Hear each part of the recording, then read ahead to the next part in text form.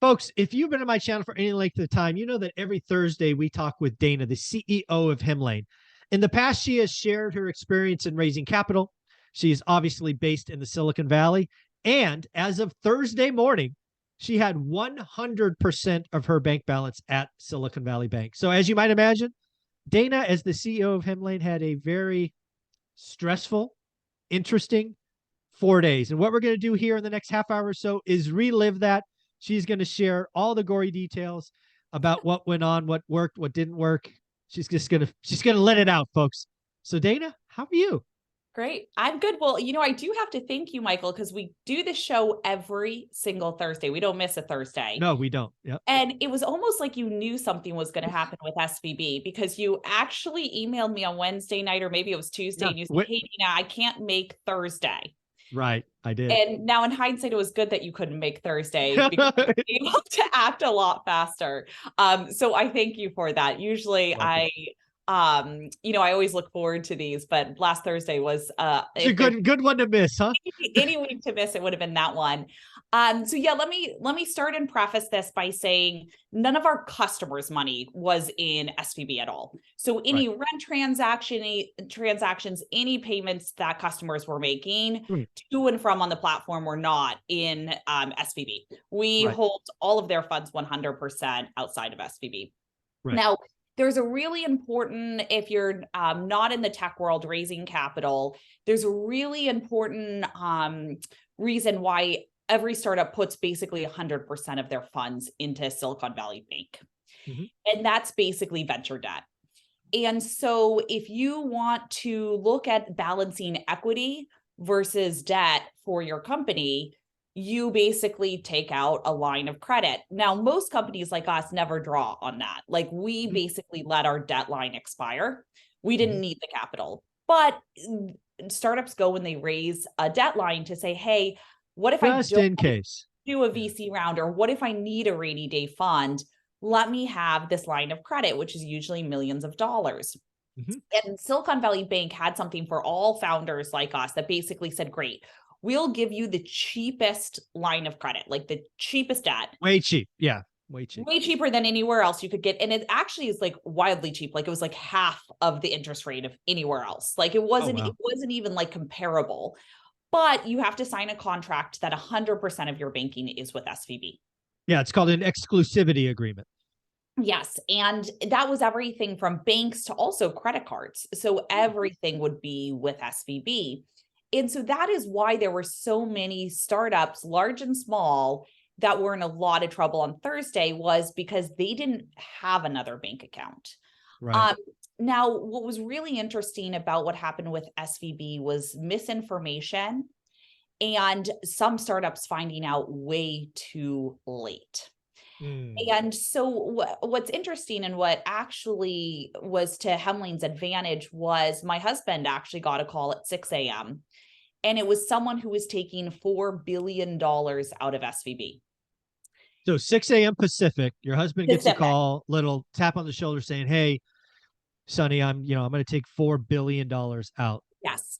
And that actually was where Hemlane was actually one of the first to react, because I didn't know this at the time, but that was $4 billion of the $48 billion that was taken out. That call. $48 billion in 24 hours. That's 500,000 a second. And what was wild. Totally. And what's interesting, and it really wasn't 24 hours, because it's true. What's interesting about like the misinformation of like, oh, wires went out and FDIC took over, on Thursday night, was actually Thursday afternoon. There were people pressing the wire button and it said your wire is confirmed. And the next day they woke up and it never went out, or they thought it was going to go out like on Thursday before the 5 p.m. cutoff, and it never went out. So there was a lot of this kind of misinformation of like, oh, people had 24 hours. You really didn't. You had, if you're West Coast and you start work at 8, I had started earlier that morning knowing this information, but if you had started at 8, you then were calling, like I called right then at 8 o'clock, I had called First Republic, Bank of America, JP Morgan, Wells Fargo. And I also had, two other people on our team on the operations side, like strategy and chief of staff, calling as well to say we need to open a new bank account. Most banks say, well, we have know your customer. It takes 24 to 48 hours to open a bank account. Mm. And I said, we don't have 24 to 48 hours. I've got an hour. I need a bank account open now. And what actually really shined was other banks. So First Republic came forward and said, hey, we actually kind of know you, Dana. We've, met with you for dinner and, drinks in San Francisco. There's this know your customer. We'll get this account open for you. They had it open in less than an hour. However, you have to think then all of this information that I'm hearing, telling other people, venture capitalists are now telling all their companies, get your money out of Silicon Valley Bank, mostly by noon. No other bank knew that they were going to have to be opening hundreds or thousands of bank That's true, right? The fire starts at the deposit, but the receivers or the target of where the money's going, they're unaware. They're like, what the hell's going on? What's going on? And so what ended up happening was a lot of companies by noon, I think, if you check your email and you check your phone, as a founder, you had either had a call from one of your venture capitalists or from another founder saying, get your money out now. The bigger problem was all of them were working around the clock, but by this point, it was too late for them because they were calling these banks who were saying, hey, we just woke up on a random Thursday and now we have 5,000 people calling to ask for. We're not ready. And we're not ready. And so it was really the speed on that side of getting a bank account to wire to.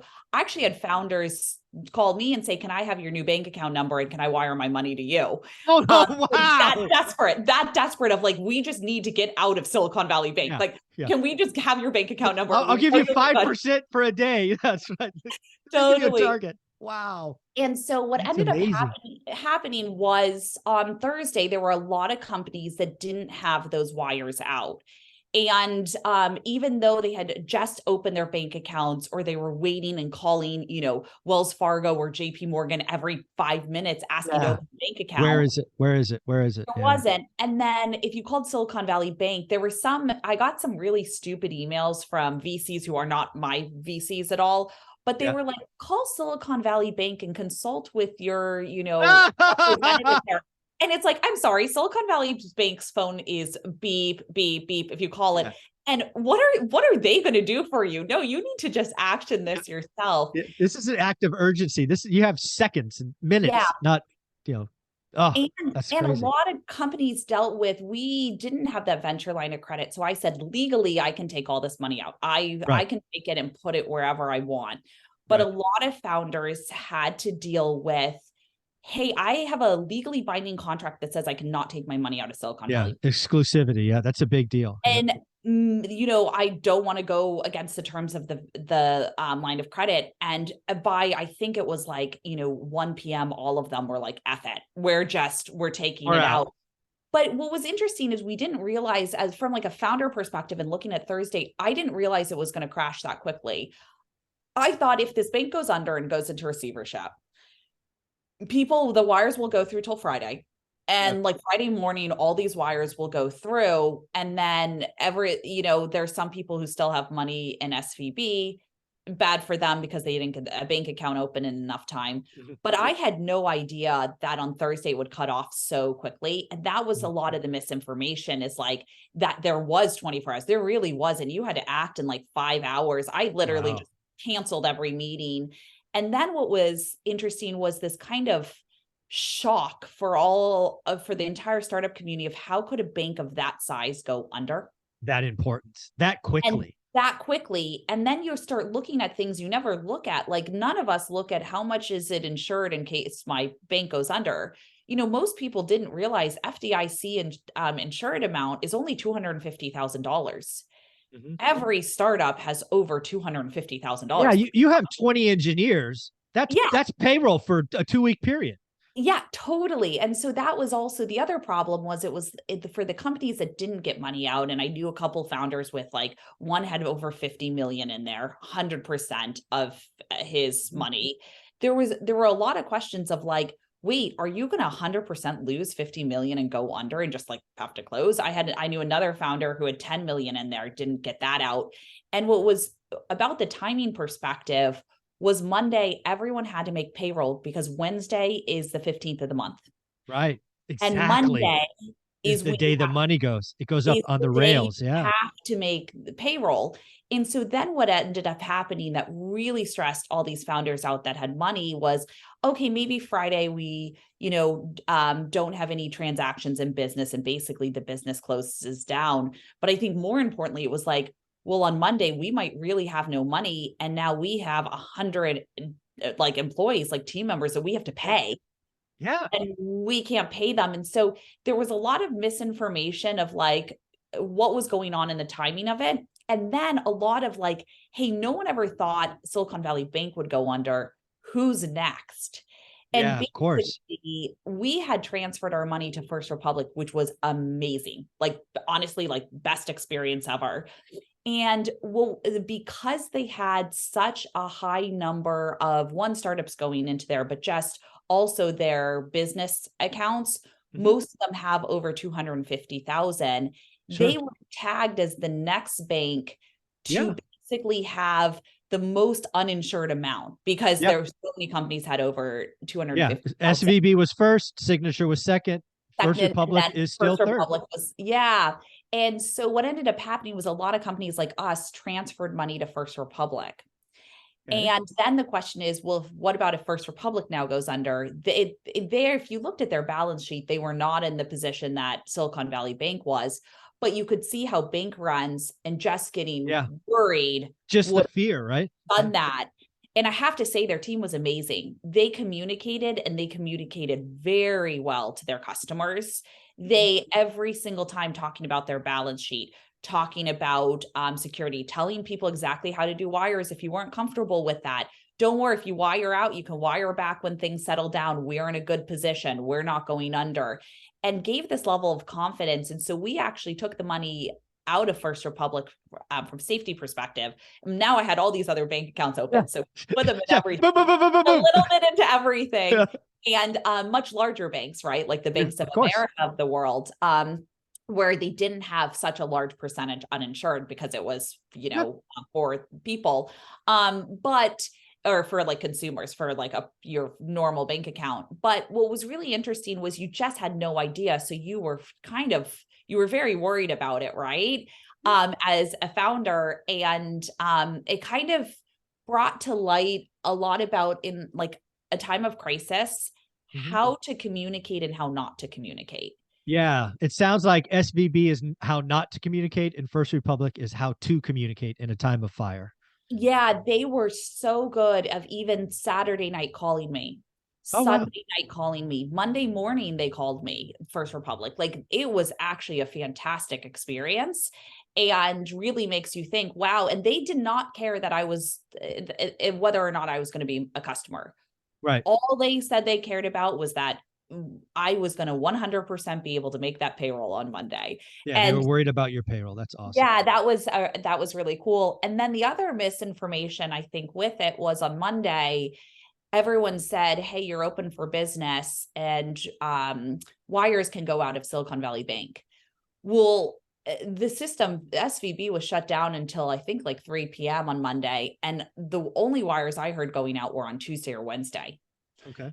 So there was still an interesting, like, hey, is it really open? What time is it open?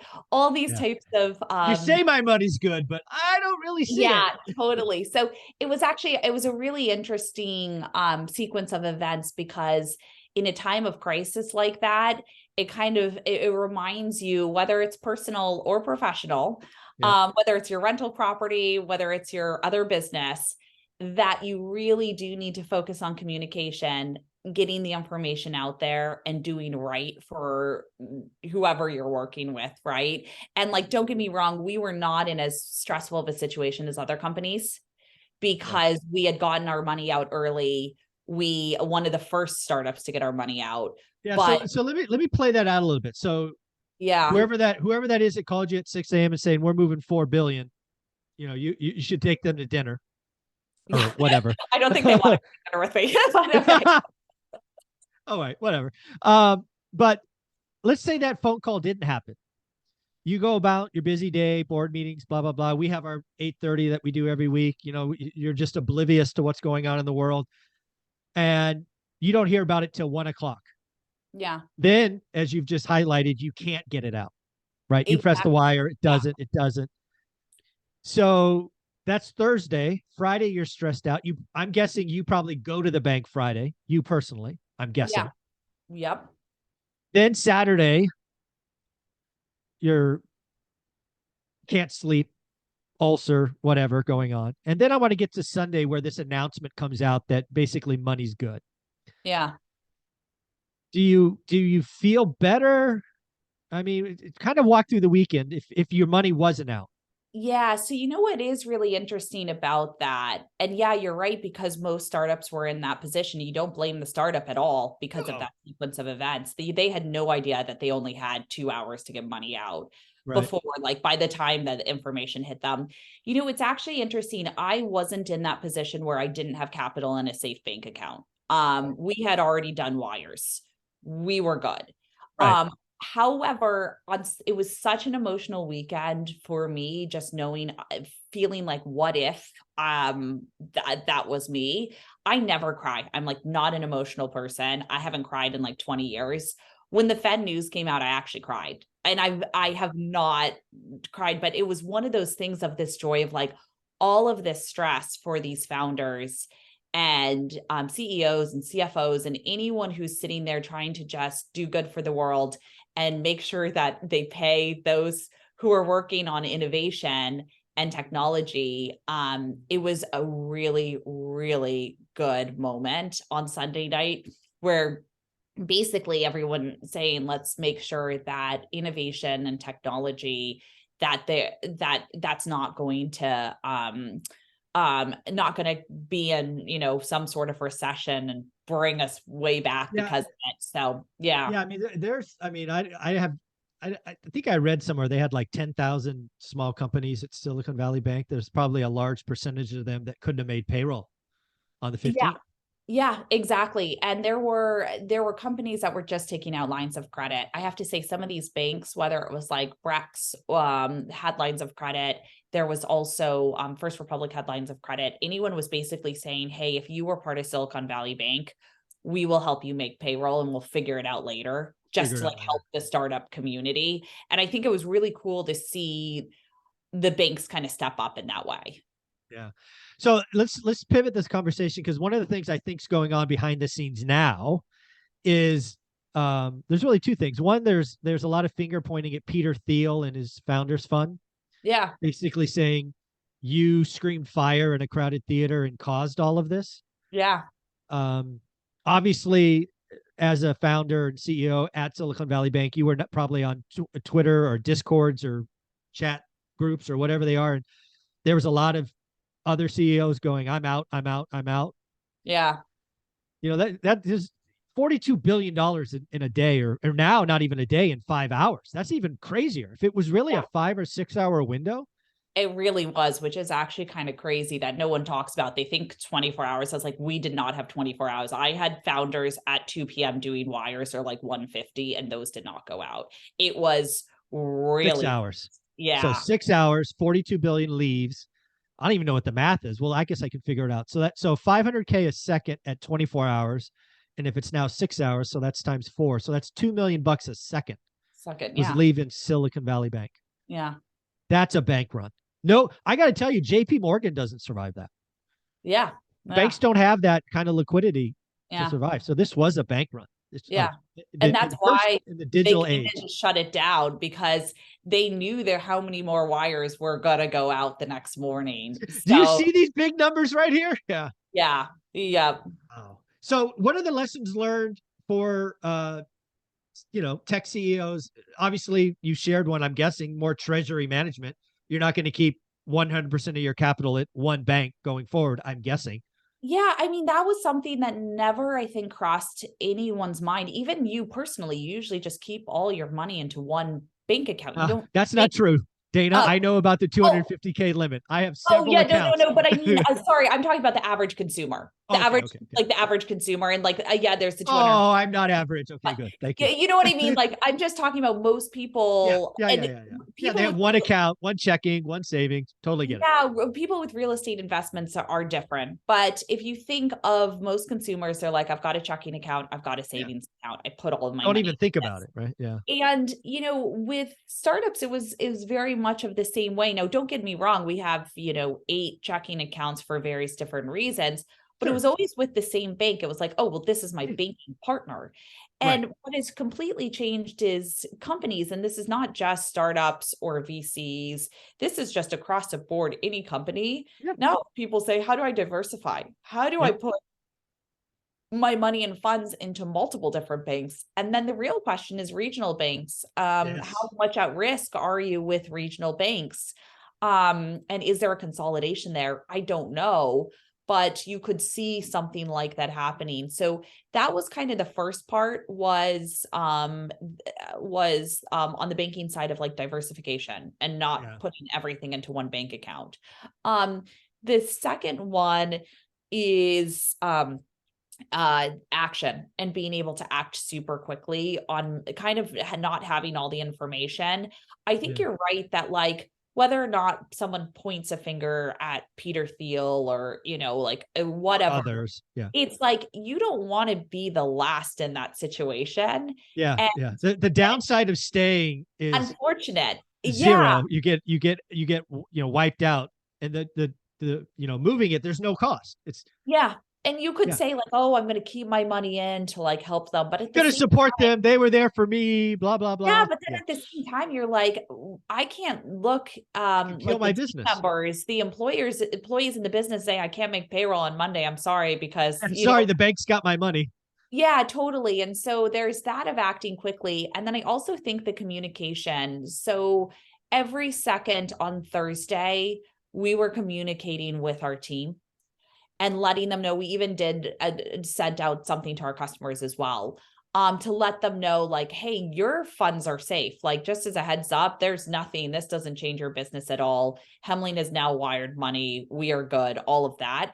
But I do think communication is really important. And so Yes. with us, we were assuring team members, just as a heads up, we know we were 100% with Silicon Valley Bank. You saw that the stock tanked. As of this morning at this time, all of our money is out of Silicon Yeah. Valley We Bank. have no relationship. Yeah. Yeah, there was like just this constant communication with the team as well, to really help with that. And so yeah, I think that kind of over communication is another important point. With anything. And it happens in everything in business, even with rental properties. You have crises where Oh, something floods or whatever. And what you need to do is just totally over communicate. What do I know now? And what are we doing to help further prevent any risk? And yeah. that What communication was constant, where we said, now we just got a Bank of America bank account open. We just got a JP Morgan one open. And it was just constantly telling the team what was going on. yeah. They would say, I don't have to worry about that. Yeah. What I She's need on it. to do Yeah. is, yeah. And so that was the other kind of key takeaway. Crisis management. I don't think any startup has had to deal with what we went through from Thursday to Monday. Yeah, that was a wild, really sounds like, because again, it sounds like you had 6 hours to take action. Yeah. Then you had 3.5 days of stress. Yeah. Then you got the announcement late Sunday that relieved the stress. Totally. Yeah. And it was just even for those who didn't have their money in Silicon Valley Bank, and I can't imagine what founders went through who did. It was such an emotional roller coaster that for all of us, it was one of those things where you always kind of wonder, like with the government, like, do they work on weekends? Is it kind of like a 9 to 5? And then you're like, wow, go government. This is Yeah, like, this was they got it done. incredible for businesses, because part of it, it's like, if that news was not made on Sunday night, payroll, like there were a lot of people who weren't going to get paid, who live paycheck to paycheck, and it would have been bad. Yeah. Bad. Yeah. The second and third order derivatives of this could have been pretty nasty.